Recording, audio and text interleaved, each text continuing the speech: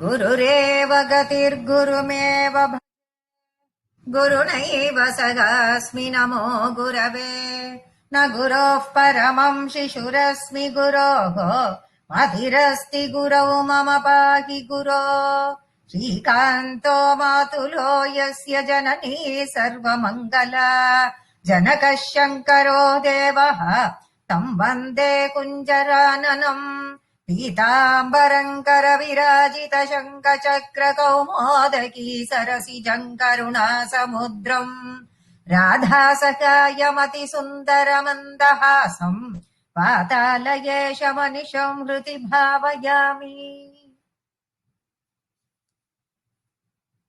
நாலாவது தசகம், அதனுடைய அர்த்தத்தை நம்ம இன்னைக்கு பார்க்க போறோம்.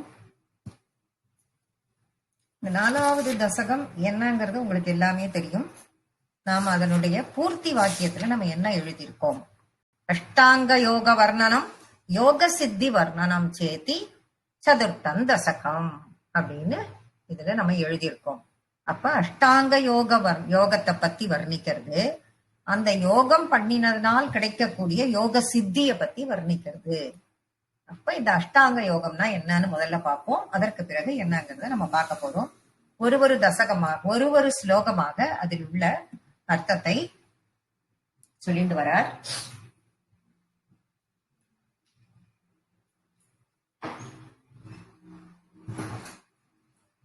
முதல் ஸ்லோகத்தை நம்ம இப்ப பார்க்கலாம்.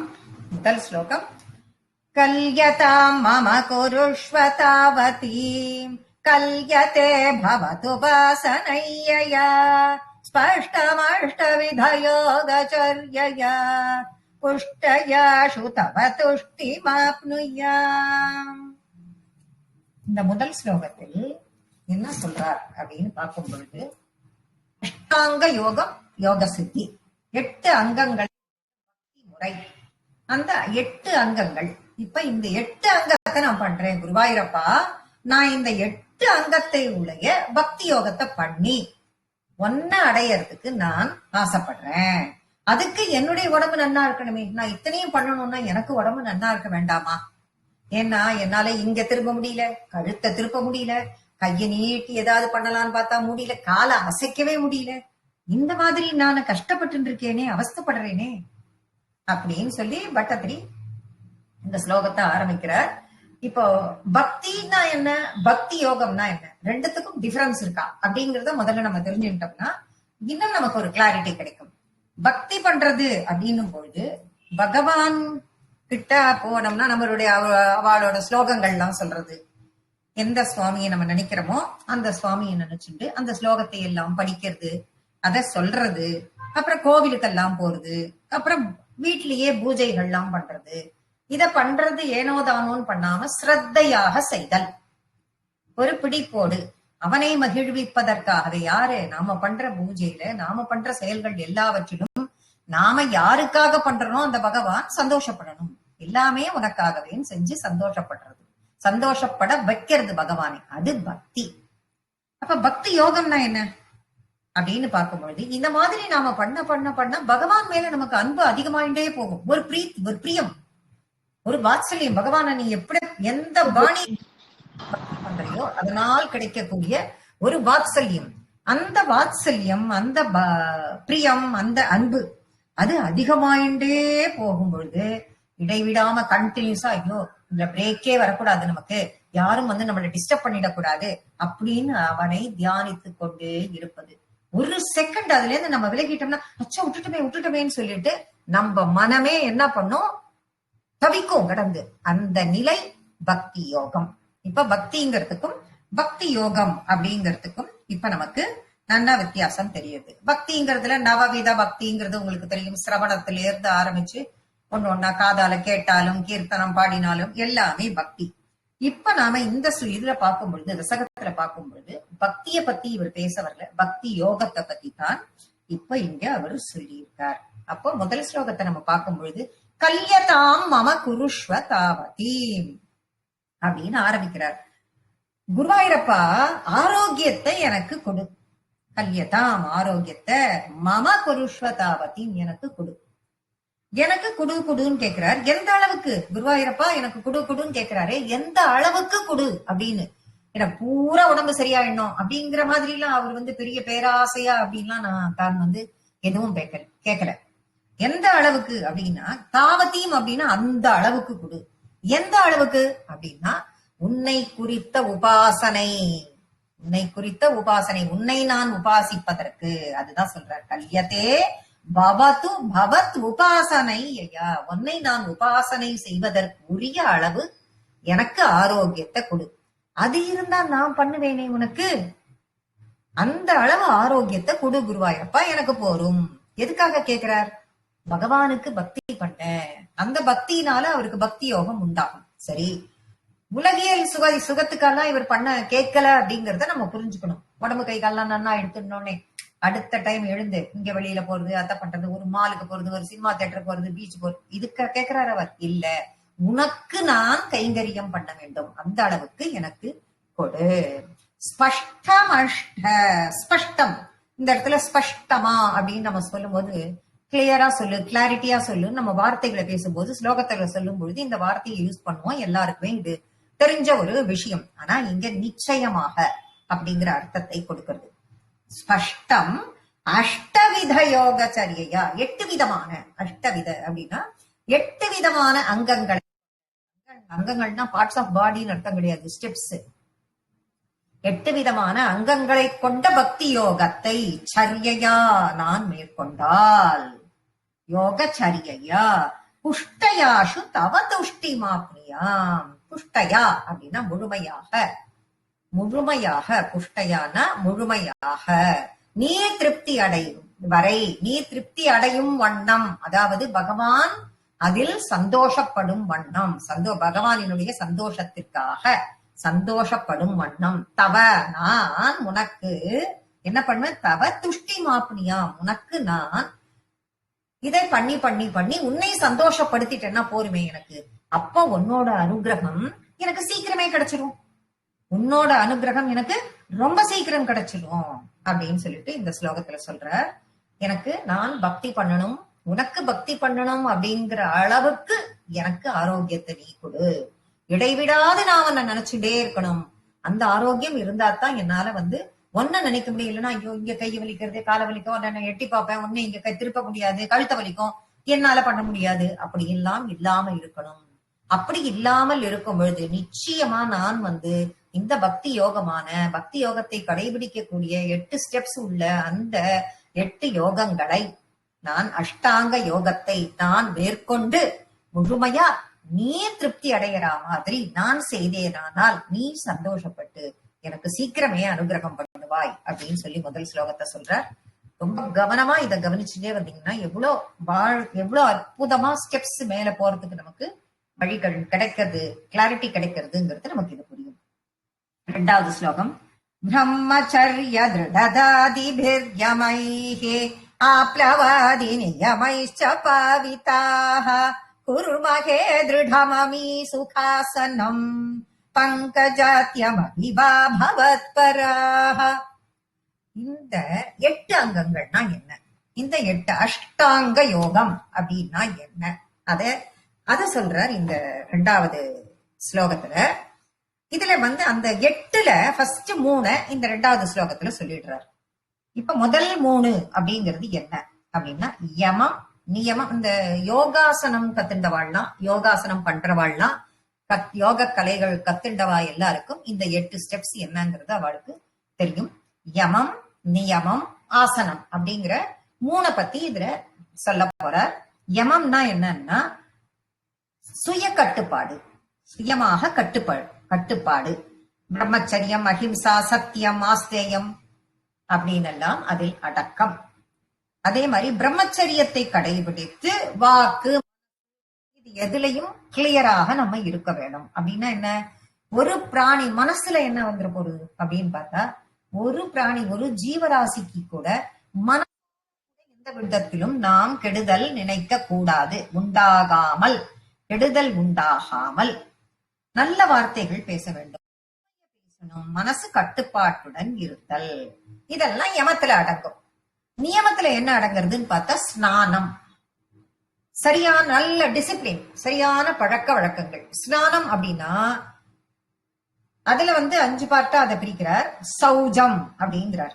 சௌஜம் சந்தோஷம், ஸ்வாத்தியம், தபஸ், ஈஸ்வர பிரணிதானம். இப்ப சௌஜம் அப்படின்னு பார்க்கும் பொழுது தூய்மை, சுத்தம். உள்ளும் புறமும். மேல குளிச்சுட்டு வந்துட்டோம்னா சுத்தமாயிட போறது. உள்ளத்துல 1000 கெடுதலை வச்சுட்டு இருந்து என்ன பிரயோஜனம்? உள்ளமும் சுத்தமாக இருக்க வேண்டும், வெளியிலும் உள்ளும் புறமும் சுத்தமாக, சிந்தனையும் குளியலும் அப்படிங்கறது கொடுக்கிறார். திருப்தி, 2வது பார்த்தா சந்தோஷம். எதிலும் திருப்தியாக இருந்தால் சந்தோஷம் கிடைக்க போகுது. 3வது ஸ்வாத்தியாயம், சுய முயற்சி பண்ணணும். நீயே முயற்சி பண்ணி பண்ணி பண்ணி நல்ல விஷயங்களை கற்றுக்கொள்வது. தபஸ், தபஸ்னா என்னன்னா உபவாசம் இருப்பது, விரதங்கள் இருக்கிறது. அப்புறம் பிரணிதானம் அப்படின்னா கடவுளை வணங்குவது. அப்படின்னா இதையெல்லாம் சரியாக செய்தால் என்ன கிடைக்கிறது அவளுக்கு அப்படின்னா தூய்மை கிடைக்கிறது. சரி, இப்போ யோகாசனத்துல இப்ப அடுத்தது ஆசனம் அப்படிங்கிறது 3வதுக்கு போறார். இப்ப அததான் சொல்றார். இங்க யமன நமக்கு தேவையில்லாத தாழ்ந்த உலகியல் விஷயங்களில் இருந்து விலகுதல். தேவையில்லாத உலகியல் விஷயம் எல்லாமே தாழ்ந்ததுன்னுட்டார். இந்த உலகத்தினுடைய நடைமுறைகள் எல்லாம் தாழ்ந்தது, அதிலிருந்து நாம் விலகுதல். அடுத்தது நியமம் போது நல்ல விஷயங்களில் வேதங்கள் சொன்னபடி நாம் முறையாக ஈடுபடுதல் சொல்லிட்டாரா. யமன்றது ரொம்ப முக்கியம் அப்படிங்கிறார். பிரம்மச்சரிய திருடதாதி விரியமைகி. பிரம்மச்சரியம் மனசாலும் கூட தாழ்ந்த சிற்றின்பத்தை நாடாமல் அப்படிங்கிற அர்த்தம். அது உறுதியோடு இருத்தல் அப்படின்னா என்ன? மனசாலும் இது பண்ணக்கூடாது அப்படின்னா காம, குரோத, லோப, மோக, மதம், ஆச்சரியம்னு ஒரு ஷட்வயிரி நம்ம மனசுல. ஷட்டுன்னா 6 விதமான எதிரிகள் நம்ம மனசுக்குள்ள இருப்பாளாம். இதை எல்லாத்தையும் எடுக்கிறதுங்கிறது எவ்வளவு பெரிய விஷயம். அதுதான் யமம். இத நீ எடுக்கணும். இதுல இருந்து மனசுல இருந்து இது எல்லாத்தையும் எடுத்து இதிலிருந்து விடுபட வேண்டும். ஆப்ளவாதி அப்படின்னா நீரில் மூழ்கி நீராடி நித்திய கர்மாக்களை, நித்திய அனுஷ்டானங்களை செய்து யாருடைய திருப்திக்காக? பகவானினுடைய திருப்திக்காக சரியாக செய்தல். நம்மளோட திருப்திக்கு எதுவுமே கிடையாது. நமக்குன்னு ஒரு திருப்தினா என்ன அப்படின்னா பகவானை இத பண்றவே நம்ம கரெக்டா பண்ணியிருக்கோம், இது ஸ்ரத்தையா பண்ணியிருக்கோங்கிற அந்த மனம் நமக்கு முழுமையடைந்தால் பகவான் அங்க திருப்தி ஆயிட்டான் அப்படின்னு அர்த்தம். இல்ல நம்ம மனசு கருங்குருன்னு ஐயோ இன்னைக்கு என்னமோ ஏனோ தானோ இந்த வேலையை பண்ணிட்டோம் அப்படின்னு நாமளே சில வேலையை நினைப்போம். அப்படி பண்ணினோம்னா அங்க பகவான் திருப்தி அடையல அப்படிங்கறத நம்மளே நமக்கு மார்க் போட்டுக்கலாம். நாமளே நமக்கு எக்ஸாம் வச்சு நாமளே நமக்கு மார்க் போட்டுக்கலாம். அப்படி நல்ல விஷயத்தில் இந்த மாதிரி ஈடுபடுது. சரி, இந்த மாதிரி எல்லாம் ஈடுபடுறேன். அப்ப அதனால என்ன அப்படின்னா இவைகளால் நாம் என்ன ஆகிறோம் அப்படின்னும் போது தூய்மையாகிறோம், பவித்திரமாகிறோம். இதுல இருந்து நாம என்னவா? ஆப்பலமாதி நியமைச்ச பாவிதாகா. இதெல்லாம் செய்யும் பொழுது நாம் அப்ப இதை நாம எப்படி அதன் பின் நம்ம உறுதியா எந்த குறையும் இல்லாமல் பக்தி பண்ணி அதுக்கப்புறம் எதுல சுகாசனை குர்மகே திருடமமி சுகாசனம், சுகமான ஆசனம் அப்படின்னா சுகமா ஆசனத்துல அப்படி சாஞ்சு உட்காண்டு அப்படின்லாம் அர்த்தம் கிடையாது. பங்கஜாத்தியம் அபிவா பவத் பராக. பத்மாசனத்திலோ இல்ல ஒரு சௌகரியமா அமர்ந்து சௌகரியம் உட்கார்ந்து பத்மாசனம் இல்லைன்னா சுகாசனம் அப்படின்னு அந்த ஆசனங்களுக்கெல்லாம் நிறைய பேர் இருக்கு. அந்த மாதிரி ஆசனங்களில் அமர்ந்து கொண்டு மனச உங்கிட்டவே செலுத்தி உன்னை சிந்தனை செய்வோம். முதல்ல யமம், யமத்திலிருந்து நியமம், நியமத்திலிருந்து அதற்கப்புறம் ஆசனம். அந்த ஆசனத்தில் அமர்ந்து கொண்டு உன்னை சிந்தனை செய்வோம் அப்படின்னு சொல்லிட்டு 2 ஸ்லோகத்திலையும் இருக்கிறதுல 2வது ஸ்லோகத்துல யம நியம ஆசன அப்படிங்கிற அந்த 8 ஸ்டெப்ஸினுடைய 3 ஸ்டெப்ஸ இவா சொல்லிட்டா. 3வது ஸ்லோகத்துல என்ன சொல்றார் அப்படின்னு பார்க்கும் பொழுது தாரமந்தரனுசிந்த்ய சந்ததம் பிராணவாயுமபியய்ய நிர்மலாஹ இந்திரியாணி விஷயாததாபகிருத்யா ஸ்வயே பவதுபாசனோன்முகாஹ. இதுல இன்னும் அடுத்த 2 ஸ்டெப்ப சொல்ல போறார். அடுத்த 2 என்ன அப்படின்னா பிராணாயாமம், பிரத்யாகாரம் அப்படிங்கிறது அடுத்தது. அதை இங்க வர்ணிக்க போறார். தாரமந்தரனு சிந்திய சந்ததம். தாரம் அப்படின்னா ஓங்காரமாகிய பிரணவம். அந்த பிரணவத்தை மனசுக்குள்ளதான் சொல்லணும். எல்லாத்திலையும் அதுதான் சொல்லிட்டு இருக்கு. வாயை திறந்து சொல்லவே கூடாது. மனதிற்குள்ளேயே அந்த ஓங்காரத்தை, பிரணவத்தை நாம் எப்பொழுதும் சிந்திக்க வேண்டும். என்ன பண்ணணும்? மனசிற்குள்ளேயே அதை சிந்திக்க வேண்டும். அப்படி சிந்திக்கும் பொழுது அந்த பிரணவத்தை சிந்தித்துக் கொண்டே பிராணவாயுவாகிய மூச்சு காற்றை கட்டுப்படுத்தி அடக்க வேண்டும். அதுதான் தாரமந்தர் அனுசிந்திய சந்ததம் பிராணவாயு அபியைய நிர்மலாக. அப்ப பிராணவாயுவை, பிரணவத்தை மனதிற்குள் சிந்தித்துக் கொண்டே திரும்ப திரும்ப திரும்ப அந்த சிந்தனை வரும் பொழுது, ஒருமுகப்படும் பொழுது அந்த பிராணவாயுவை நீ கண்ட்ரோல் பண்ணணும். அதை என்ன பண்ணணும்? அந்த மூச்சு காற்றை கட்டுப்படுத்தி அடக்க வேண்டும். இதனால என்ன கிடைக்கும்னா நிர்மலாக, தூய்மை இன்னும் மேலும். ஏற்கனவே அந்த ஃபர்ஸ்ட் 3 ஸ்டெப்லயே தூய்மை கிடைக்குங்கிறார். இப்ப அதை விட இன்னும் தூய்மை கிடைக்கும். இப்ப அடுத்தது பிரத்யாகாரம். பிரத்யாகாரம் என்ன அப்படின்னு சொல்லும்போது, இப்ப பிராணவாயுவையும் அடக்கி அதையும் ஒரு கண்ட்ரோலுக்கு கொண்டு வந்தாச்சு. அதற்கு பிறகு இந்திரியாணி விஷயாததாபகிருத்யா ஸ்வக பவதுபாசனோன்முகாக. இந்திரியங்கள், இப்ப இந்திரியங்களை எல்லாம் அடக்கிறது அப்படின்னு பார்த்தாக்க, அத அற்ப விஷயத்திலிருந்து நன்னா திருப்பு. அதை என்ன பண்ணு? அற்ப விஷயத்திலிருந்து திருப்பு, நன்னா திருப்பி. அதாவது அப்படி அற்ப விஷயத்திலிருந்து திருப்பு. இந்திரியங்கள் அப்படின்னா புலன்கள், பஞ்சேந்திரியங்கள் உங்களுக்கு எல்லாருக்கும் தெரியும்.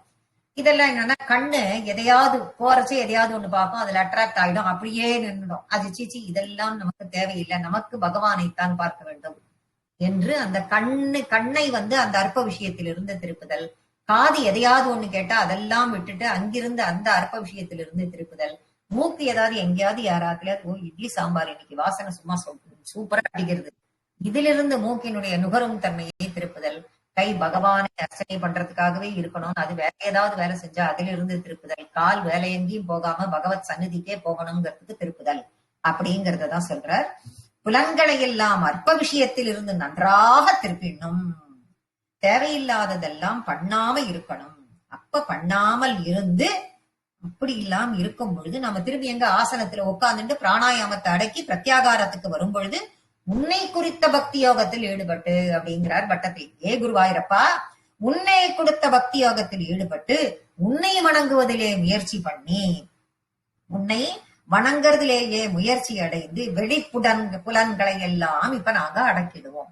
இப்ப கண்ணு, காது, மூக்கு, தொடு உணர்ச்சி, கை, காலு இதெல்லாம் இருக்கு இல்லையா, இது எல்லாத்தையும் வெளிப்புலன்களை எல்லாம் இப்ப நாங்க அடக்கிடுவோம். இந்த 5 விஷயத்துல இப்ப ஒண்ணா என்ன பண்ணியாச்சு? பிராணாயாமத்தையும் கண்ட்ரோல் பண்ணியாச்சு, இந்திரியங்களையும் கண்ட்ரோல் பண்ணி வெளிப்புலன்களை எல்லாம் அடக்குவோம். அப்படின்னா இந்த கண்ணு என்ன பண்ணும்?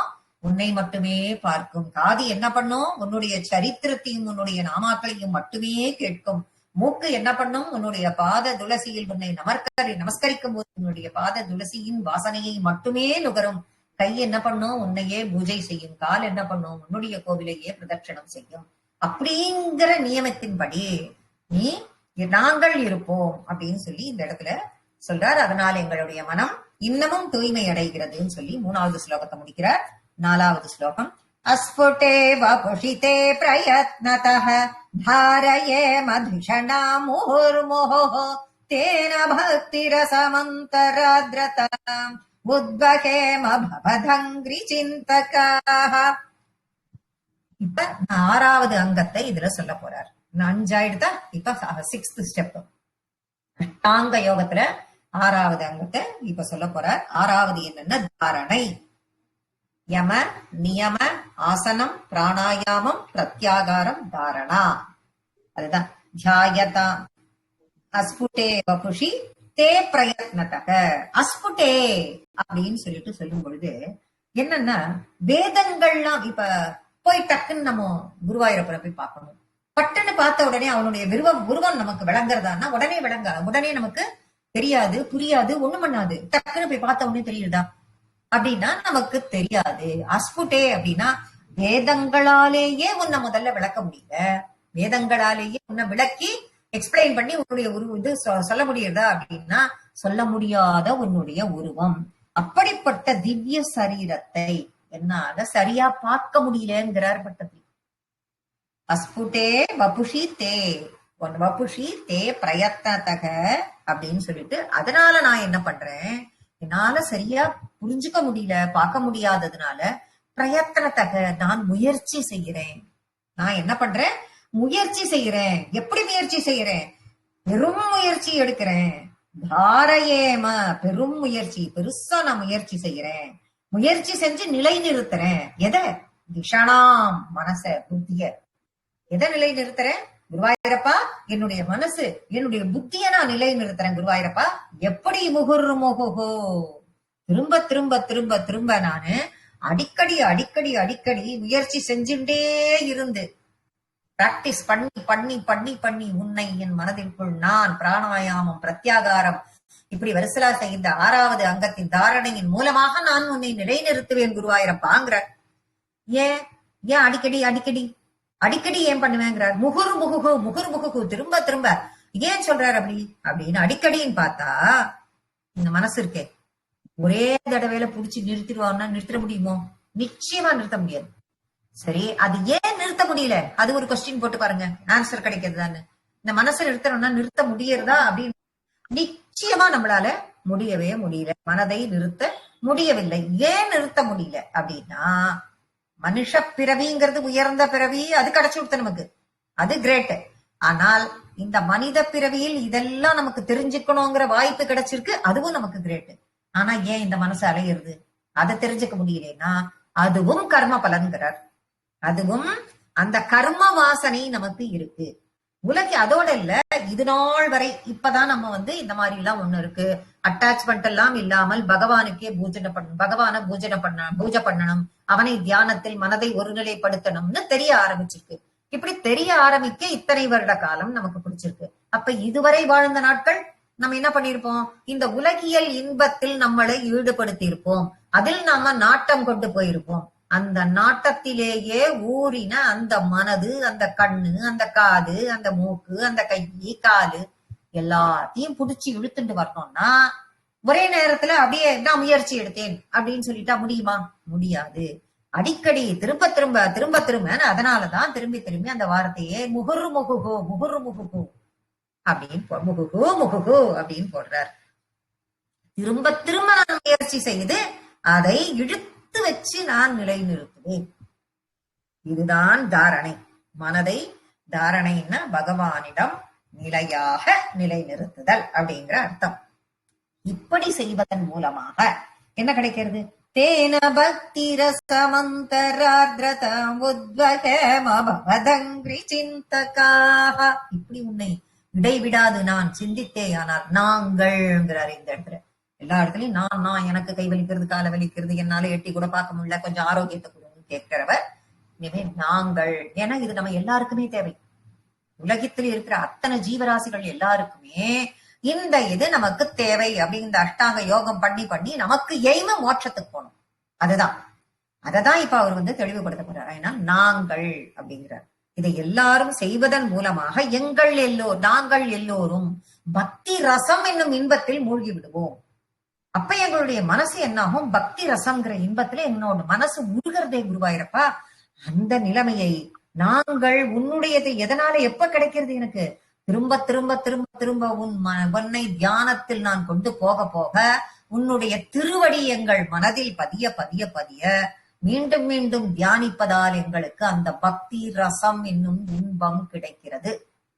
அப்போ அந்த பக்தி ரசம் எங்களுக்கு கிடைச்சதுன்னா உங்ககிட்டே என்ன கிடைக்கும், உத்வகேம பவதங்கிரி சிந்தகாக, உன்னை சிந்தனை பண்ணுவதால் அந்த பக்தி ரசத்தில் நாங்கள் மூழ்கும் காரணத்தினால் நீ எங்கள் மேல கனிவு காட்ட மாட்டியா குருவாயிரப்பா? அந்த கனிவு உங்ககிட்ட இருந்து எங்க கிட்ட கிடைக்காதா? அந்த கனிவு கட்டாயம் எங்களுக்கு கிடைக்கும் தானே அப்படின்னு சொல்லி இந்த 4வது ஸ்லோகத்தை முடிக்கிறார். 5வது ஸ்லோகம்.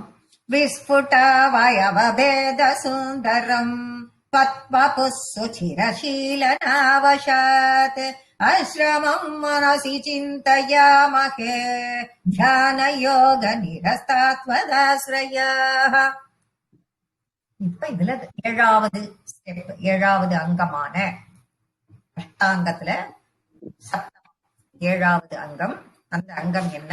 தியானம் அப்படிங்கிற அங்கத்தை பத்தி இங்க சொன்னார். முதல் ஸ்லோகத்தினுடைய அது 4வது ஸ்லோகத்தினுடைய முதல் வார்த்தை என்னங்கிறது எல்லாரும் கொஞ்சம் பாருங்க. எல்லாரும் புக்கு கையில வச்சுட்டு இருப்பீங்கன்னு நினைக்கிறேன்.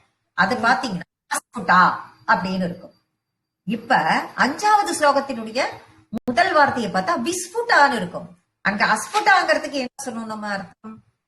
வேதங்களாலே விளக்க முடியாத உன்னுடைய ரூபத்தை என்னால டக்குன்னு சரியா பார்க்க முடியலையே, எனக்கு விளங்கலையே அப்படின்னு ஆரம்பிச்சார். இங்க விஸ்புட்டா அப்படின்னு அப்போ உன்னுடைய திருமேனி எனக்கு தெளிவா தெரியுதுன்றார். அதான் இப்ப குருவாயிரப்பா உன்னுடைய திருமேனி எனக்கு தெளிவா தெரியுதே. உன் திருமேனியில இருக்கிற அதோட இல்ல, விஸ்புட அவயவ பேத சுந்தரம், அவயவங்கள் எல்லாம் ரொம்ப தெளிவாக, அங்கங்கள் அவயங்கள் உங்களுக்கு புரியும், எல்லாம் ரொம்ப சுந்தரம், ரொம்ப ரொம்ப அழகா இருக்கே. அடடா என்னமா இருக்கு, உடனே கற்பனை வந்துட்டவருக்கு. உன்னோட திருமுடி தெரியறது, அடடாடா என்னங்கிற, உன் திருமுடி என்ன, உன் திருமுகம் என்ன, உன்னோட கண்கள் என்ன, என்ன ஒளி வீசுறது, உன்னுடைய கருணை, கண்ணுல என்னமா சிரிக்கிறது, உன் கண்ணு கருணை பொங்கி வழியறது, காது அதுல மகர குண்டலம் ஆடுறது, உன்னுடைய புன்னகை என்ன, வனமாலைகள் அணிந்த மார்பு என்ன, ஒட்டியானத்தை ஆலிங்கனம் பண்ணிட்ட பீதாபரம் என்ன, தண்டை என்ன, அழகான தாமரை திருவடி என்ன, அவ்வளவு அழகா இருக்கே, இவ்வளவு தெளிவா எனக்கு தெரியுறதே குருவாயிரப்பா. அந்த அழகு, அடடா அடடா குருவாயிரப்பா, நாங்கள் இதான் சென்னான்னு சொல்றது அவ்வளோ தெளிவா பார்க்க முடியறதே ஒண்ணு, அப்படி ஒரு பாக்கியத்தை நாங்க அடையிறோமே அப்படின்னு விஸ்புட்டா அப்படிங்கிற. விஸ்புட்டா விஸ்புட்டா வயவ வேத சுந்தரம், ரொம்ப அழகா இருக்கு அப்படின்னு. வபுஷ்சுசிரசீலனாவசாத்து, சரி இதெல்லாம் அடையிறோமே, இதெல்லாம் எப்படி கிடைச்சது எங்களுக்கு அப்படின்னு பார்த்தா, ரொம்ப நீண்ட நாட்களாக பிராக்டிஸ் செஞ்சதுனால உன்னுடைய திருமேனியை இவ்வளவு தெளிவா பார்க்கறதுக்கு எங்களுக்கு அந்த உன் திருமணியை பார்க்கறதுக்குரிய பாக்கியம் கிடைச்சது. அந்த பக்குவ நிலையையும் எங்களால அடைய முடிஞ்சுது. அப்புறம் அஸ்ரமம் மனசி சிந்தையாகமாக இப்படி ஒன்ன தெளிவா பார்க்க எங்களால முடிஞ்சு கொடுத்து, இப்படி ஒரு ரூபத்தை எங்களால பார்க்க முடிஞ்சு கொடுத்து அப்படின்னாக்க அஸ்ரமம் மனசி, இப்ப இனிமே எங்களுக்கு கஷ்டமே இல்லையே, இனிமே கொஞ்சம் கூட எங்க மனசுக்கு கஷ்டமே இல்லை, ரொம்ப ஈஸியா அவனை புடிச்சு வந்து எங்க மனசுல நாங்க உட்காத்திடுவோம். சிந்தையாவகை, சிந்திக்கிறதுக்கு சிந்தையாம் அகே, உள்ளுக்குள்ள அகம், உள்ளுக்குள்ள சிந்திக்கிறதுக்கு ரொம்ப ஈஸியா ஒன்ன கொண்டு வந்து இந்த திருமேனியை நாங்க உட்காத்திச்சு வச்சுருவோம். அதுக்கப்புறம் என்ன, ஒன்ன நன்னா சிந்திப்போம், ஒன்னதன்னா தியானிப்போம், இதை விட என்ன குருவாயிரப்பா எப்படிங்கிறார். தியான யோக நிரதாஸ்துவ தாஸ்ரயாக, ஞான யோகம் என்னும் பக்தி யோகத்தில் நாங்கள் ஈடுபட்டவர்களாக, குருவாயிரப்பா பக்தி யோகத்தில் நாங்கள் ஈடுபட்டவர்களாக, உன்னையே ஆசிரியத்தவர்களாக, உன்னையே தியானிப்போம் அப்படிங்கிறார் பட்டத்திரி. ரொம்ப அற்புதமான ஸ்லோகம். 6வது ஸ்லோகம். ध्यायतां सकलमूर्तिं मीदृशीं उन्मिषन् मधुरता हृदात्मनां सान्द्रमोदरसरूपमान्तरं ब्रह्मरूपमयि देव भासते. இதுலயும் தியானத்தோட கண்டினியூஷன் தான். 6வது ஸ்லோகமும் அடுத்தது 8வதுக்கு போறாரா அப்படின்னா இல்லை, தியானத்தோட கண்டினியூஷன். தியானம் செய்து பக்குவமடையும் நிலை, இந்த தியானத்திலேயே பக்குவமடையும் நிலை. தியானிப்பவர்கள் தியாயதாம் சகல மூர்த்திம் ஈதிருஷி. அப்போ தியானிப்பவர்கள் எப்படி, இப்படிப்பட்ட கண் கொண்டு காணும்படியான உன்னுடைய வடிவத்தை, எப்படிப்பட்ட கண் கொண்ட போன ஸ்லோகத்துல சொன்னார் இல்லையா, இவ்வளவு வர்ணனை, கேசாதி பாத வர்ணனையை கிடு சொல்லிட்டு போனாரே, அதை காணும்படியான உன்னுடைய வடிவத்தை குருவாயிரப்பா, அதில் உள்ள இனிமையை அனுபவித்து, அதை பார்த்து பார்த்து கண் கொள்ளாத காட்சி, கண்ணை எடுக்கவே முடியல என்னால, அந்த இனிமையை அனுபவிச்சு எவ்வளவு அனுபவிச்சாலும் போர்லையே குருவாயிரப்பா எனக்கு. அப்படியே எங்களோட மனச உன்னுடைய அழகு அப்படி பார்த்துட்டே இருக்க இருக்க இருக்க கண்ணை எடுக்க முடியல. ஏன், உன்னுடைய அழகு இருக்கே எங்களெல்லாம் அப்படியே அட்ராக்ட் பண்ணி அபகரிச்சு கொடுத்து உங்ககிட்ட இழுத்துட்டு கொடுத்து எங்க எல்லாரையும். அப்படிப்பட்ட தியானத்தில் உன்மிஷன் மதுரதா ஹிருதாத்மனம், அப்படியே எங்க ஹிருதயத்தையே அபகரிச்சுட்டு போயிட்டு, சாந்திர மோதரச ரூபம் ஆந்தரம், சாந்திரன்னா ரொம்ப ஸ்ட்ராங்கா, அப்படிப்பட்ட தியானத்தால் ரொம்ப ஸ்ட்ராங்காக ஆன மோத ரச ரொம்ப பேரானந்தம், பிரம்மானந்தம், இன்பம். திரும்பவும் இந்த இடத்துல மோதனாலும் பேரானந்தம், ரசன்னாலும் இன்பம். திரும்பி திரும்பி ஏன் 2 முறை அப்படின்னா, அதுக்கு முன்னாடி வார்த்தை சாந்திரங்கிற போடுற ரொம்ப ஸ்ட்ராங்கா கொடுக்கிறார். அப்பேற்பட்ட எல்லையில்லாத ஆனந்தம் அப்படிங்கிற அர்த்தத்தை நமக்கு கொடுக்கிறது. எல்லையில்லாத ஆனந்தம் அப்படிங்கறத கொடுக்கறதுக்காக இந்த 2 வார்த்தையும் போட்டு முன்னாடி சாந்திரங்கிற வார்த்தைக்கும் அவர் போட்டிருக்காரு. ரொம்ப ஸ்ட்ராங்கான பேரின்பத்தை, ஆனந்தத்தை அது கொடுக்கிறது. அப்பேற்பட்ட திருமேனி எது கொடுக்கிறது? இந்த திருமேனியை கண்கொண்டு பார்க்கும் பொழுது அது கொடுக்கிறது பேரின்பத்தை. அப்படிப்பட்ட திருமேனியை நாங்க எங்களுக்குள்ளேயே, அததானே போன ஸ்லோகத்துல சொன்னார், எங்க மனசுக்குள்ளேயே வச்சுப்போம். ஈஸி அது எங்களுக்கு. இப்போ நன்றாக எங்க மனசுக்குள்ள வச்சுக்கும் பொழுது இப்ப அது என்ன பண்றது? ரூபம் அந்தரம் உள்ளுக்குள்ள வச்சுப்போம். பிரம்ம ரூபம் ஐ தேவ பாசத்தே, அது பிரம்ம ரூபம், அது பிரம்மம். அந்த ரூபம் எங்களுடைய மனதிற்குள் இப்ப ஒளி வீசது. அந்த ரூபமானது எங்களுடைய மனதிற்குள் இப்ப நாங்க தியானம் பண்ணணும்னு நினைச்சு அதை உள்ளுக்குள்ள வச்சு நாங்க தக்க வச்சு அதை பாதுகாக்கும் பொழுது அது ஒளி வீசறதே. இப்ப யோகிகள்லாம் இருக்கால, யோகம் பண்றவா ரிஷி முனிவர்கள், அந்த யோகிகளினுடைய ஹிருதயத்தில் அவள்லாம் இந்த அஷ்டாங்க யோகம் பண்ணி மேற்கொண்டு மோட்சத்தை அடைவதற்கு முயற்சி செய்பவர்கள். அவர்களுடைய ஹிருதயத்தில் கட்டவரல் சைஸ்ல வடிவத்துல பகவான் காட்சி அளிக்கிறான் அப்படின்னு சொல்லப்படுகிறது புராணங்கள்ல. அதனாலதான் அவர்கள் அந்த யோகிகள் முனிவர்கள்லாம் பார்த்தா என்ன ஒரு தேஜஸ் அவகிட்ட அப்படின்னு சொல்லிட்டு நம்ம சொல்றோம். அந்த தேஜஸ் அவளுக்கு எப்படி கிடைக்கிறதுனா, இந்த மாதிரி அஷ்டாங்க யோகத்தில் ஈடுபட்டு உள்ளுக்குள்ள பகவான் இருக்காரு. அதனால மேல தேஜஸ் தெரியறதுக்கு என்ன, நமக்கு உள்ள இருக்கிற பகவான தான் பார்க்க தெரியல, அவளுடைய தேஜஸ பார்க்க முடியறது இல்ல. அதுதான் காரணம். அதற்கு உள்ளுக்குள்ள அப்பேற்பட்ட பகவானை நிலைநிறுத்தி கொண்டிருக்கிறார்கள்.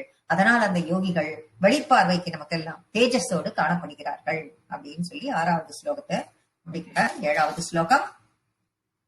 தத்சமாஸ்வதன ரூபிணீம் ஸ்திதிம் த்வத்சமாதிமய விஸ்வநாயக ஆஸ்ரிதா புனரதः பரிச்யுதா வாரபே மஹிச தாரணாதிகம். இது 8வது அங்கம். அஷ்டாங்கம் 8வது அங்கத்தை சொல்கிறார். 8வது அங்கம் என்ன அப்படின்னா சமாதி, அதாவது இடைவிடாது பிரம்மானுபவத்தை பெறுதல்.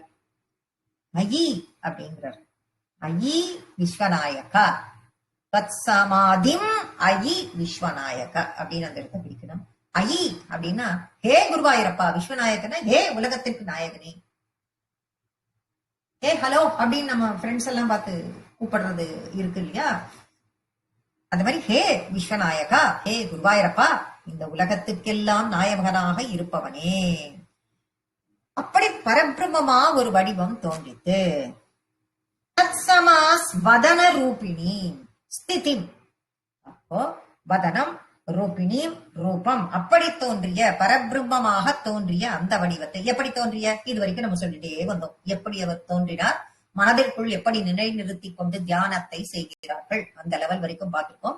அப்படி தோன்றிய அந்த பரபிரம்மமான வடிவத்தை அனுபவித்தலாகிய பிரம்ம ஆனந்த நிலையை யார் உங்கிட்டேர்ந்து அடையறாளோ அப்படிதான் கொண்டு போறார் அவர்.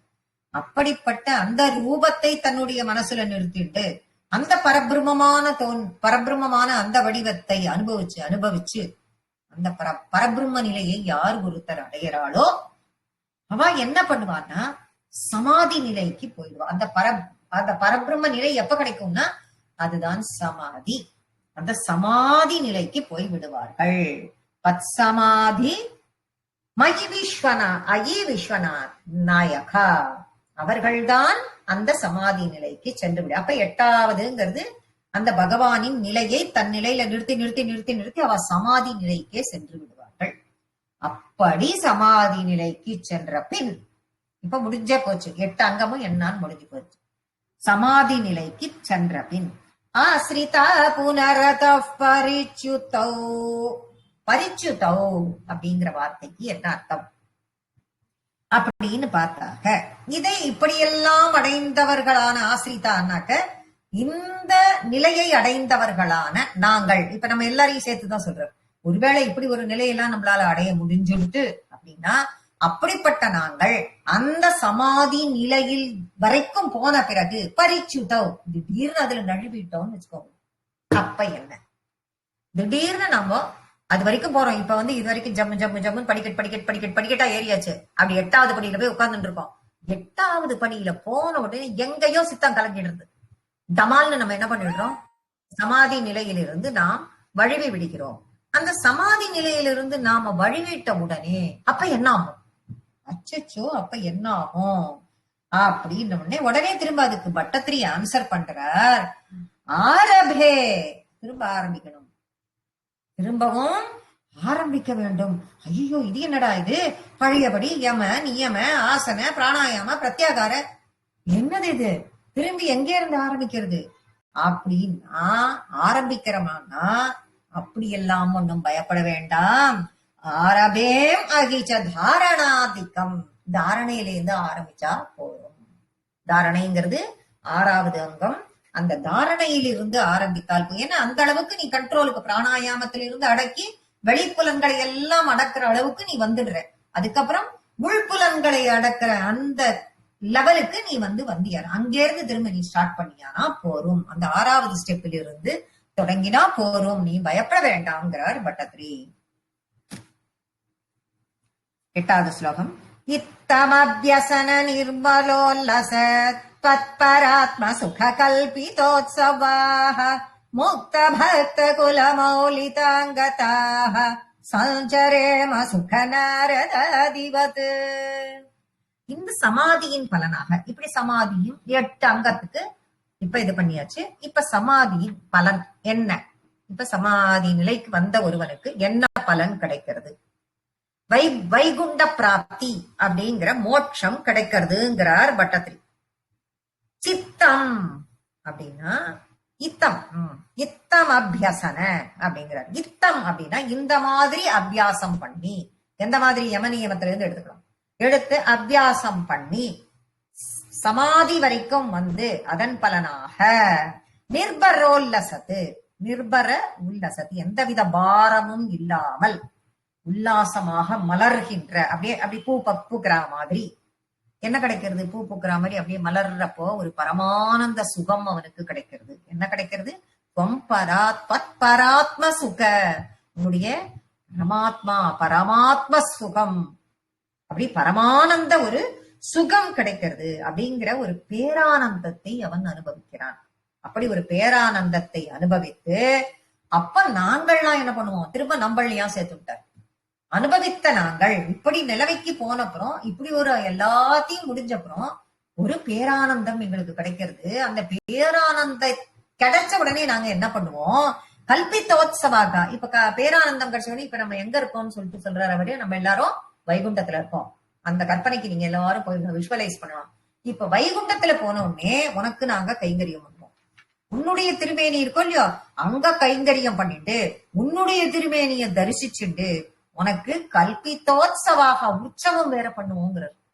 உனக்கு ஜம்முனாங்க உற்சவம் எல்லாம் நாங்கள் பண்ணுவோம்.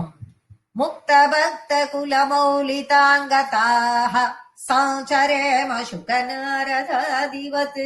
முக்தி அடைந்தவர்கள், அங்க முக்தி அடைந்தவர்கள்லாம் இருக்காளோ இல்லையோ, முக்தாத்மாக்கள்னு சொல்லிட்டு சொல்றோம்.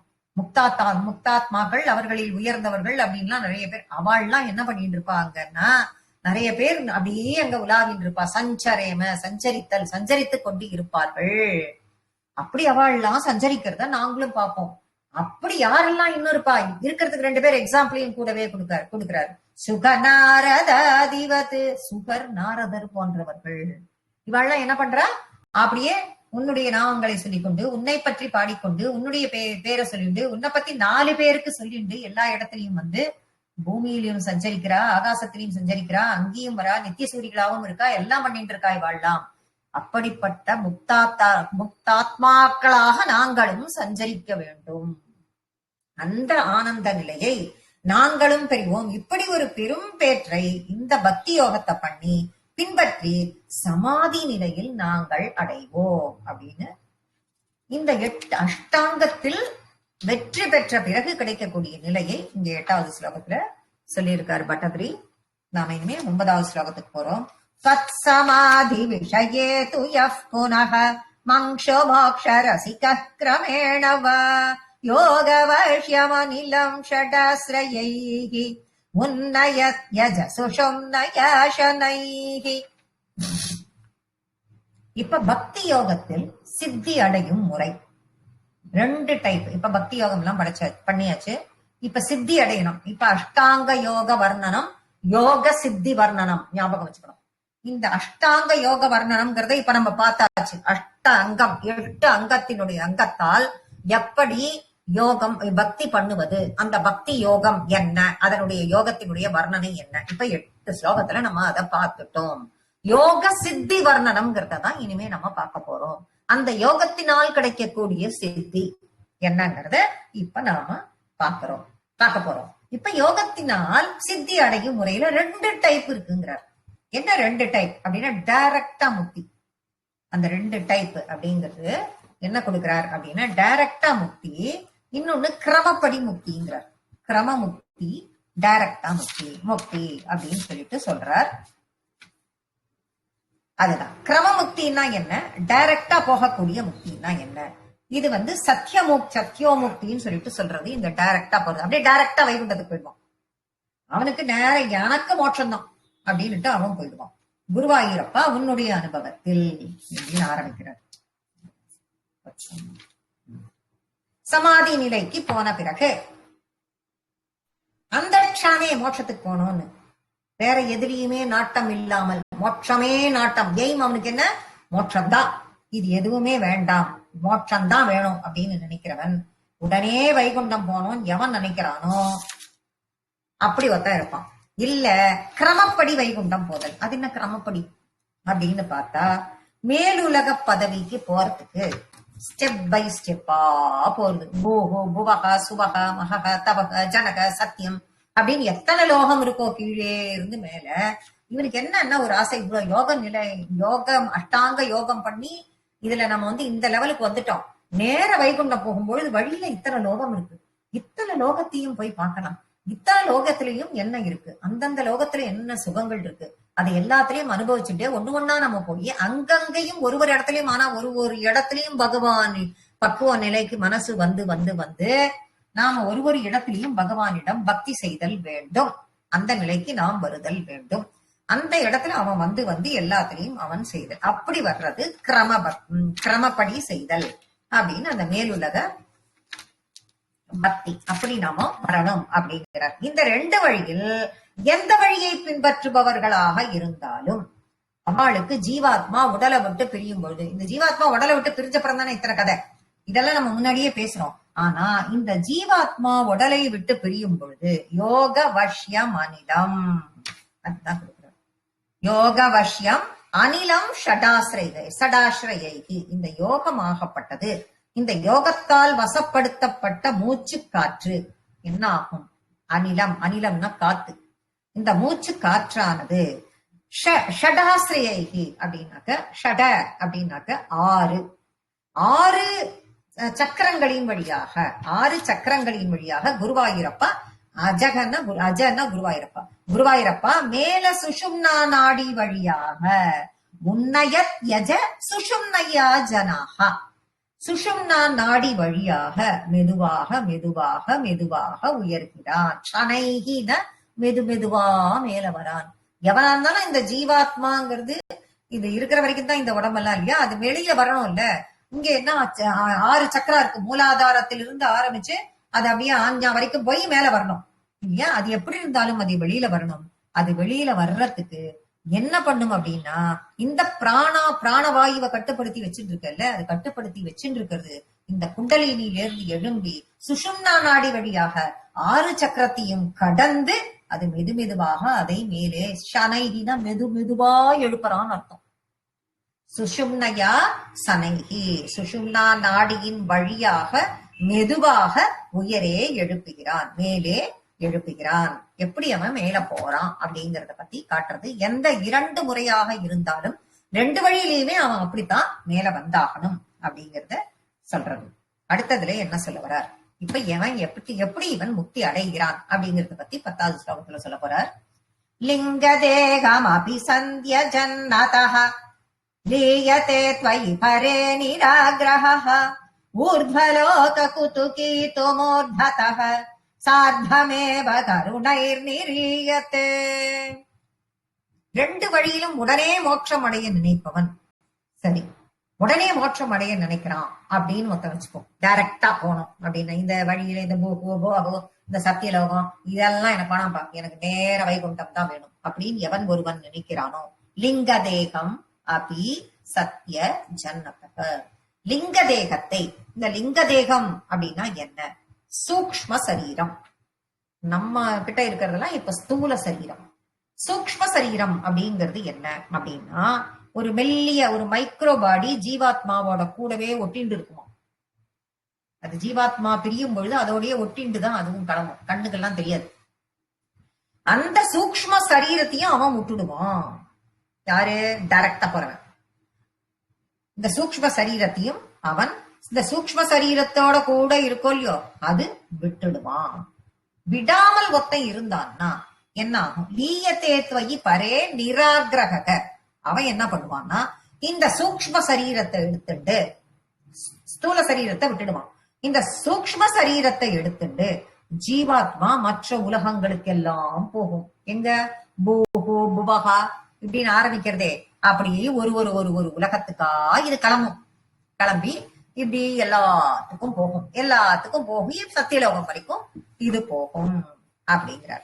இந்த டைரக்டா போறவன் தான் சூக்ஷ்ம சரீரத்தை விட்டுட்டு டைரக்டா போய்வான். அப்போ அங்க போனா அவனுக்கு டைரக்டா அவன் வைகுண்டம் போன பிறகு எப்படி இருப்பான் அப்படின்னா, பெருமாளுக்கு நிகரான சரீரத்தை எடுத்துக்கொண்டு இருப்பான். எடுத்துட்டு அவன் வைகுண்டத்தை சென்று அடைவான். அப்ப பரமாத்மாவான உங்கிட்ட அவன் வந்துடுறானே அப்படிங்கிறார். வந்தவன் எப்படிப்பட்டவன் அப்படின்னா, மற்ற லோகங்களில் அவனுக்கு ஆசையே இல்லை. அந்தந்த லோகங்களில் உள்ள சந்தோஷத்தை சுகத்தை அனுபவிக்க வேண்டும்ங்கிற ஆசையே அவனுக்கு இல்ல. குருவாயிரப்பான்ட்டார், அவனுக்கு இல்லை. ஆனால் சிலர் மேல மேல இருக்கிற உலகத்தை அனுபவிக்கணும்னு ஆசைப்படுறா. ஊர்த்வலோக குதுகி துமூர்ததக சார்வமேவ கருணைர் நிரீயத்தே. சிலர் மேலுலகத்தை அனுபவிக்க விரும்புறவன் அவனுடைய ஜீவாத்மா இந்த அவனுக்கும் இந்த பிரம்மரந்திரம் வழியாதான் வெளியில போகும். எதா இருந்தாலும் இந்த 6 சக்கராவை கடந்து அது வழியாதான் வெளியில போகும். ஒரே ஒரு வேறுபாடு, அது மட்டும்தான். வைகுண்டத்துக்கு போறவன், நேர வைகுண்டத்துக்கு போறவன் என்ன பண்ணுவான்? டைரக்டா போறவன் பிரஜா நதியை கடக்கும் போது சூக்ஷ்ம சரீரத்தை விட்டுட்டு நேர போயிடுவான். இவனுக்கு இருக்கிற டிஃபரன்ஸ் என்னன்னா, சுத்த சத்வமயமான வைகுண்டத்துக்கு அவன் போறான்னா, இவன் சூக்ஷ்ம சரீரத்தோடு இவன் விரும்புற லோகத்துக்கு ஒண்ணு ஒன்னா போவான். ஒரு ஒரு லோகத்திலையும் போய் சுகத்தை அனுபவிச்சப்புறம் அங்க கொஞ்சம் பக்குவப்படுவான். பக்குவப்பட்டு திருப்பி உன்னையே ஆசிரியிப்பான். யார? குருவாயூரப்பன் சொல்றார். பேசுறதே குருவாயூரப்பனோட தானே. திரும்ப குருவாயூரப்பா அவன் உன்னையே ஆசிரியிப்பான். திரும்ப திரும்ப இப்படியே பக்குவப்படும் நிலை வரும் பொழுது, அந்த பக்குவப்படும் பொழுது ஒரு ஒரு லோகத்திலும் உன்னை ஆசிரியிப்பான். எதுக்கு? அடுத்த லோகம் போனோம். அப்படி 11வது ஸ்லோகத்துல என்ன சொல்றாரு பார்க்கலாம். அக்னிவாசர வலக்ஷ பக்ஷகைஹி உத்தராயண ஜுஷாச தெய்வதைஹி பிராபிதோர விபதம் பவத்பரஹ மோதவான் த்ருவபதாந்தகீயதே. அக்னிவாசர வலக்ஷ பக்ஷகைஹி. இப்ப இந்த யோகிகளின் பயணம், எந்த யோகிகளின் பயணம்? மற்ற யோகிகளின் பயணம் எப்படி இருக்கும்? அதாவது வைகுண்டத்தை நோக்கிய மார்க்கம். இப்படி போகணும்ல, இப்படி ஒண்ணு ஒன்னா போகும்பொழுது இதுக்கு அர்ச்சிராதி மார்க்கம் அப்படின்னு சொல்லிட்டு சொல்லப்படுகிறது. அர்ச்சிராதி மார்க்கம் அதை கடக்கணும் அப்படின்னா முதல்ல என்னன்னா அக்னி. அக்னி வாசர வலக்ஷ பக்ஷகைஹி உத்தராயண ஜுஷாச்ச தேவதைஹி. இப்ப அக்னிக்கு உரிய தேவதையான அக்னி தேவதை. ஒவ்வொன்றுத்துக்கும் ஒரு ஒரு தேவதை இருக்கு.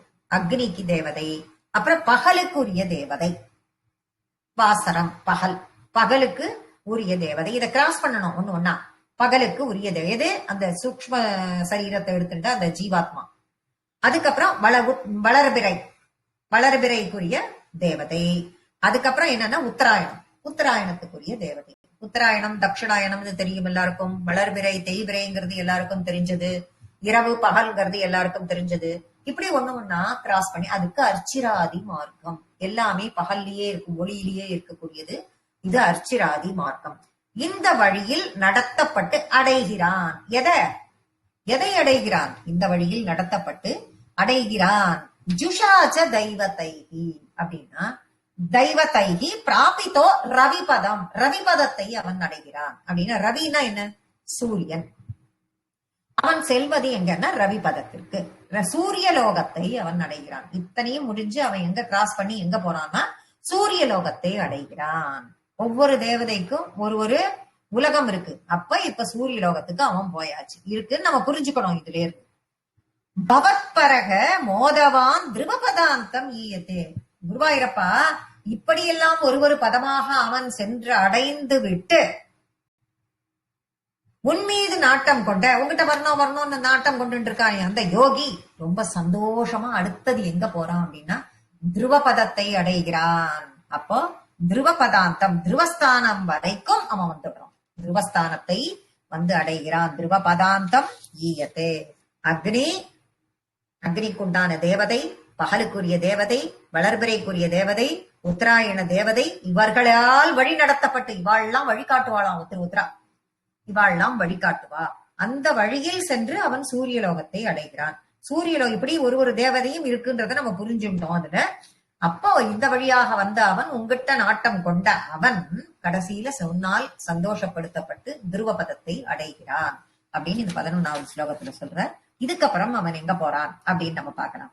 12வது ஸ்லோகத்துல ஆஸ்திதோத மஹராலயே யதா சேஷவக்ரதகனோக்ஷ்மணாத்யதே ஈயதே பவதுபாஸ்ரயஸ்ததா மேதஸஃ பதமதః புரைவவ. இதற்கு பிறகு மேலும் பயணிக்க நினைக்க, மேலும் அதுக்கு மேல போனோம். திருவபதம் வந்துடுத்துன்னு சந்தோஷப்பட்டு அங்கேயே உட்காந்துருந்தா அவன் எங்க வைகுண்டத்துக்கு போறது? திருவபதத்துல என்ஜாய் பண்றான். அந்தந்த ஒரு இடத்துலயும் திருவபதத்துல வந்து நல்லா என்ஜாய் பண்றான். திருவபதம்னா என்னன்னு எல்லாருக்குமே தெரிஞ்சிருக்கும். துருவ நட்சத்திரம் இருக்கக்கூடிய அந்த ஒரு பிளேஸ், துருவனால் கிடைக்கப்பட்ட ஒரு இது. அதற்கப்புறம் மேலும் பயணிக்க நினைப்பவன் திருவபதம் சென்ற பிறகு மகராலயே யதா ஆஸ்திதோத மகராலயே யதா. அடுத்தது திருவபதத்திற்கு பிறகு மகரலோகத்திற்கு செல்கிறான்.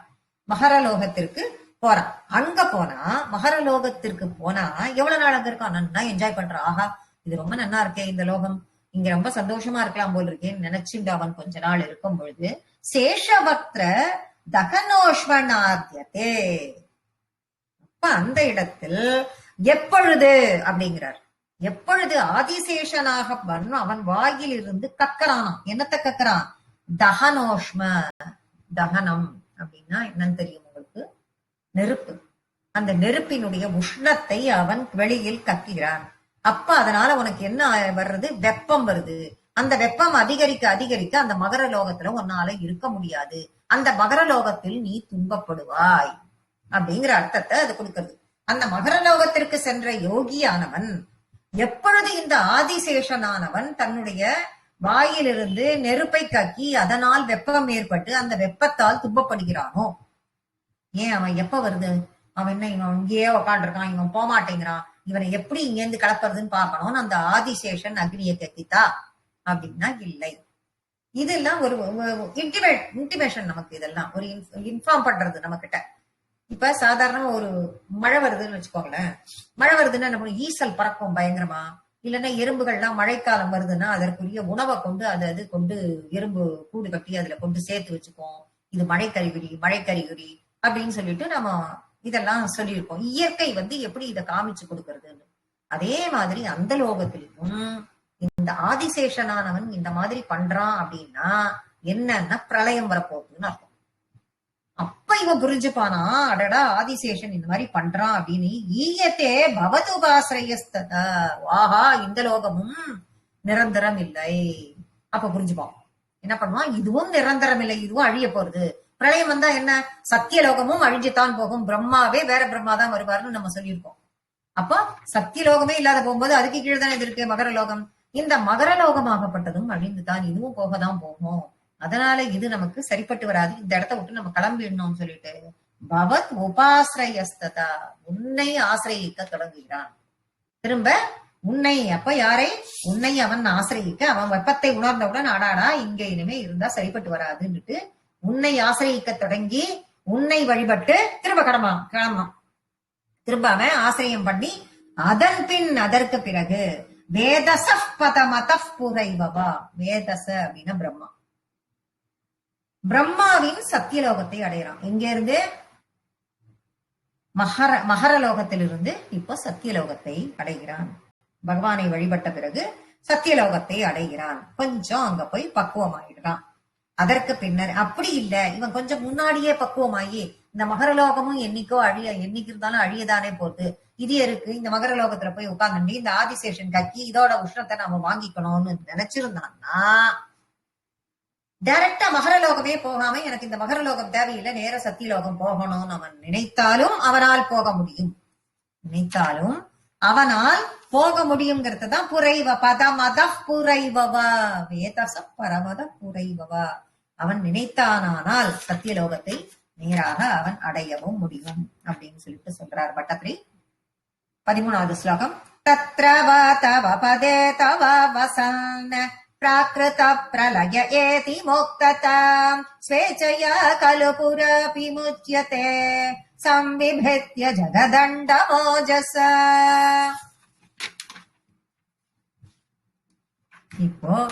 இப்ப சத்தியலோகத்திலோ அல்லது உன்னுடைய பதத்திலோ, உன்னுடைய பதம்னா வைகுண்டம்னு கெஸ் பண்ணக்கூடாது யாருமே. உன்னுடைய பதம் அப்படின்னா அதாவது பகவானினுடைய ஆளுகைக்கு உட்பட்ட ஏதோ ஒரு லோகத்தில், வைகுண்டம் அல்ல அப்படிங்கறத நல்லா புரிஞ்சுக்கணும். அப்படின்னா வைகுண்டத்துக்கு கீழேன்னு அர்த்தம். வைகுண்டத்துக்கு கீழே, அததான் பட்டத்திரி சொல்றார். சத்தியலோகத்திலேயோ இல்லைன்னா உன்னுடைய ஆளுகைக்கு உட்பட்ட லோகத்திலேயோ அப்படிங்கிறார். உன்னுடைய பதத்திலோன்னா அதான் அர்த்தம். உன்னுடைய பதத்திலோ, உன்னுடைய ஆளுகைக்கு உட்பட்ட பதத்திலோ இருக்கிறவன், இந்த லோகம் ஸ்டெப் பை ஸ்டெப்பா கிரமப்படி போயிட்டே இருக்கான்ல, அங்க இருக்கிறவன் பிரளய காலம் வரும் பொழுது, பிரளய காலம்னு வரும், அங்க சத்தியலோகத்துக்கும் வரதானே போறது, பிராகிருத பிரளய ஏத்தி முக்ததாம், அது வரும் பொழுது அங்கிருந்து நேரடியாக முக்தி அடைஞ்சிடுவான் அப்படின்னு கொடுக்கிறார். மீண்டும் அவன் பிறவியை அடைவதில்லை. இந்த பிறவியில பிறவி பிணி அவனுக்கு வர்றதில்லை, பிறவியை அவன் அடைவதில்லை. கேத்தி முக்தவான், முக்தி அடைஞ்சிடுறான், அவன் முக்தி ஆயிடுறான். ஸ்வேச்சையா கலு புராபி முச்சியத்தே சம்பிபித்ய ஜகதண்ட மோஜசா. சரி, சத்தியலோகத்திலையும் அந்த பிரளயம் வரும் பொழுதுதான் அவன் முக்தி அடைகிறான்னு ஃபர்ஸ்ட் 2 லைன்ல பாக்குறோம். ஆனா ஸ்வேச்சையா அவனாகவே என்ன செய்யறான், பிரளயம் வர வரைக்கும் நாம ஏன் இங்க இருக்கணும், சத்தியலோகம்னா என்னன்னு நம்ம பார்த்தாச்சு, போறோம், இதுல திருப்தி, இனிமே நம்ம மேல போயிடலாம் அப்படின்னு சொல்லி எவன் ஒருவன் எவனாவது தானாகவே முடிவை புரக ஆபி முச்சியத்தை, எவன் ஒருவன் நிச்சயிக்கிறானோ பிரளயத்துக்கு முன்னாடியே நம்ம போயிடலாம் அப்படின்னு அப்ப அவன் என்ன பண்ணுவானா, தன்னுடைய யோக பலத்தால் ஜகதண்ட மோஜசா அப்படின்னா இந்த பிரம்மாண்டத்தை பிளந்து கொண்டு சென்று விடுவான். பிரம்மாண்டத்தை பிளந்து கொண்டு மோட்சத்தை அடைந்து விடுவான். பிளந்துண்டுன்னா அப்பா உடச்சுண்டு எல்லாம் போறாளே எவ்வளவு கஷ்டம் அப்படின்னு எல்லாம் நம்ம நினைப்போம். அதுக்கு பதிலும் அடுத்த ஸ்லோகத்திலேயே அவர் கொடுக்கிறார். பிளந்து கொண்டு மோட்சத்தை அடைந்து விடுகிறான் பிரம்மாண்டத்துக்கு. அப்ப அந்த பிரம்மாண்டத்துக்கு கீழே இருக்கு சத்தியலோகம் நம்ம புரிஞ்சுக்கணும். இதுல நம்ம தெரிஞ்சுக்க வேண்டியது, அந்த பிரம்மாண்டத்துக்கும் கீழே தான் சத்தியலோகம் இருக்கு. சத்தியலோகத்துக்கு மேல பிரம்மாண்டம், பிரம்மாண்டத்தை அவன் உடைத்துக் கொண்டு வைகுண்டத்தை அடைகிறான் அந்த யோகி அப்படிங்கறத பட்டத்திரி இங்க நமக்கு தெளிவுபடுத்தியிருக்கார். 14வது ஸ்லோகம். தஸ்ய சக்ஷிதி பயோ மகோன்னிலத்யோ மஹத் பிரகிருதி சப்தகாவ்ருதிஹ தத்ததாத்மகதயா விஷன் சுகே யாதி தே பதமனாவ்ருதம் விபோ. பிரம்மாண்டத்திலும் அந்த யோகி பிரம்மாண்டத்தை உடைச்சுண்டு போறான்னும் பொழுது பிரம்மாண்டத்தை உடைக்கிறார். உடைச்சுண்டு அவர் க்ஷிதிபயோ அங்க போகும் பொழுது க்ஷிதிபயோ மகோ நிலத்யோ மஹத் பிரகிருதி சப்தகாவ்ருதிஹ சப்தங்கிறது 7 தெரியுதா இந்த இடத்துல. இந்த இடத்திலும் 7 சப்தகாவிருத்தின்னா 7 ஆவரணம், 7 சுற்று இருக்குன்னு அர்த்தம். 7 சுற்று இந்த பிரம்மாண்டத்தை உடைச்சுட்டு போய் இருக்கு. இப்ப அதையும் அவர் கிராஸ் பண்ணணும் அப்படின்னு அர்த்தம். அதுக்கு மேல பிரம்மாண்டத்துக்கு மேல அப்ப அதை தாண்டி போகணும். அதைத்தான் இதுல சொல்றார். அந்த 7 என்ன, இந்த பிரம்மாண்டத்தில் அதுக்கப்புறம் இருக்கக்கூடிய அந்த 7 நிலை என்ன, 7 ஆவரணம் என்ன அப்படின்னு சொல்லும் பொழுது க்ஷிதி, பகோ, மகஹ, அனில, வியோம, மகது, பிரகிருதி அப்படின்னு சொல்றார். ஒண்ணும் என்ன அப்படின்னா நிலம், நீர், தீ, காற்று, ஆகாசம், மகத்தத்துவம், பிரகிருதி. மகத்தத்துவம்னா மூல பிரகிருதி, பிரகிருத்தினா மாயை, பகவானுக்கு சரீரமாக இருப்பது. இதெல்லாம் பிரம்மாண்டத்தை சுத்தி இருக்கு இந்த 7 லேயர். இந்த 7 லேயர் இதுதான் ஆவரணம் அப்படின்னு இதுல சொல்லி கொடுத்திருக்கு. அந்த ஒன்னையும் பிரம்மாண்டத்தை உடச்சு நேர வைகுண்டம் போயிட்டானா இல்ல, அது ஒன்னத்தையும் கடக்கணுங்கிறது புராணம். பட்டத்திரி அதுதான் சொல்றார். பாகவதத்தினுடைய சுருக்கம் தானே இது, அதை எடுத்துதான் சொல்றார். பட்டத்திரி என்ன சொல்றார், இது ஒன்னத்தையும் அவன் கடக்க வேண்டும். அப்ப ஒன்னத்தையும் கடக்கும் பொழுது குருவாயிரப்பா கூப்பிட்டார். திருப்பி குருவாயிரப்பா தன் மனதில் தியானத்தின் பொழுது உன்னை முழுமையாக அனுபவித்து எவ்வாறு சமாதி நிலையில் அமர்ந்து உன்னை ரசித்தானோ, எந்த நிலையில் உன்னை தன் மனதிற்குள் ஹிருதயத்திற்குள் வைத்துக் கொண்டிருந்தானோ அதே உருவத்தை மனதில் நினைத்துக் கொண்டு ஒரு ஆவரணத்திலும், அதாவது ஒரு லேயரிலும் இருப்பவன் நீயே. தன் மனதிற்குள் இருக்கக்கூடிய, தன்னுடைய மனதிற்குள் ஹிருதயத்திற்குள் இருக்கக்கூடிய அதே பகவானான நீயே ஒவ்வொரு ஆவரணத்திலும் இருந்து கொண்டிருக்கிறாய்னு ஒரு லோகத்திலும் நீ இருப்பதாகவே நினைத்து உன்னை பார்த்து அகம் மகிழ்ந்து சந்தோஷத்தைப்பட்டு ஒன்றாக கடக்கிறான். மிக மிக இன்பமாக கொடுக்கிறார். அங்க பிளக்கிறதுன்னு கொடுத்தப்போ ஐயோ குழந்தைன்னு போனோமா பயமா இருக்கேன்னு சொல்லிட்டு நம்ம நினைப்போம். ஆனா இந்த இடத்துல எவ்வளவு இன்பமா சந்தோஷமா அவர் ஒரு லேயரையும் கிடக்கிறார். ஒண்ணுத்திலையும் பகவானை நினைக்கும் பொழுது நமக்கு ஆனந்தம் தான். எப்பயுமே துன்பமே வரவே வராது, இன்பம் தான் அப்படிங்கறத காட்டுறதுதான் இது. அப்படி இத்தனை சுற்றுக்களையும் அவர் கடந்து அப்படியே பகவானையே பாக்குறார். ஒரு சுற்றுலையும் பகவானையே பார்த்து நுழையிறார். நுழைஞ்சு அப்படி வெளியில வர்றார். ஆனந்தமா ஒரு சுற்றுலையும் வெளியில வந்து அப்புறம்தான் பிரஜா நதியே இருக்குங்கிறார். இவர் சொல்றது பார்த்தா பிரஜா நதியை தாண்டி உன்னுடைய பதமான வைகுண்டத்தை அடைகிறான். அந்த வைகுண்டம் அதுதான் சொல்றாரு. அந்த வைகுண்டம் தத்ததாத்மகதையா விஷன் சுகி, எப்படி சுகமாக உன்னை அடைகிறான். யாதிதே பதமான ஆவிருத்தம் விபோ.